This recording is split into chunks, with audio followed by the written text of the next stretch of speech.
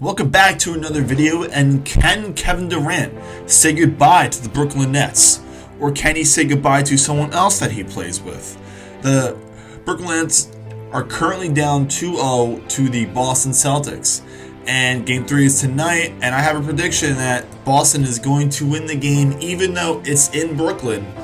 I think with the Celtics and their defense, they're going to take them out. Probably not by much, probably just right down to the last second. They're going to win the game, and the Nets are going to be down 3-0. When you look at the Celtics, they have a top-rated defense. Their offense is very well balanced. You have the Marcus Smart, who is the Defensive Player of the Year, and they have finally figured out how to guard Kevin Durant and just that team itself. I'm a fan of the individual talent, but I think these kinds of games and these kinds of playoffs really come down to coaching, and it's obvious that the Brooklyn Nets have survived this long without coaching.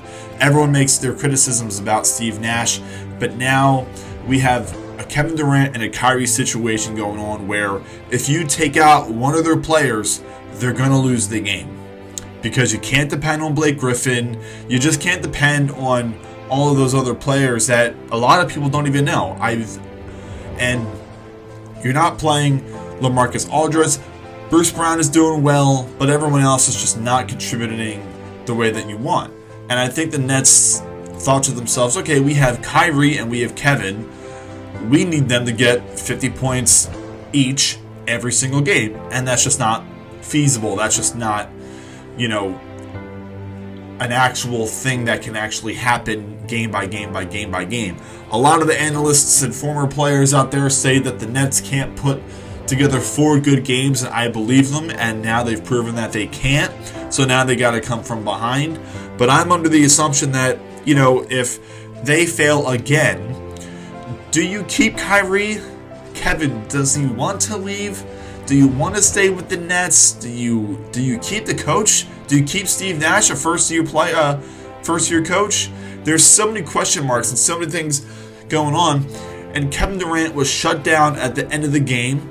Kyrie just disappeared. He had 10 points, played 40 minutes. So you're telling me you just kind of rolled around the entire game.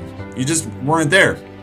Even in Game 1, when you had 39 points, you still lost. But Game 2 was a little bit more eye-opening for the team, being able to lock down the team defensively and just Kevin Durant being shut down.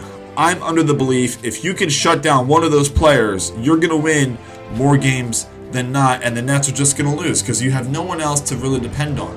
When you look at the Celtics, you got Al Horford, Tatum, Brown, Marcus Smart. You have a better, well-balanced offense, and they're just defensively 1,000 times better, and that's another one of the criticisms that the Nets have faced all year long.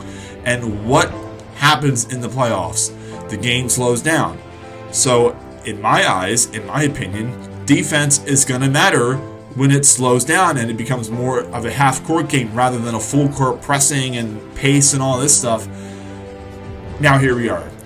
I'm excited for the Nets to lose. I hope they do. I'm not a Celtics fan, but I'm just tired of the whole Nets situation with the Ben Simmons thing and the Kyrie Irving part-time thing. And I think the Celtics are going to win tonight's game. I believe it's at 6 or 6:30.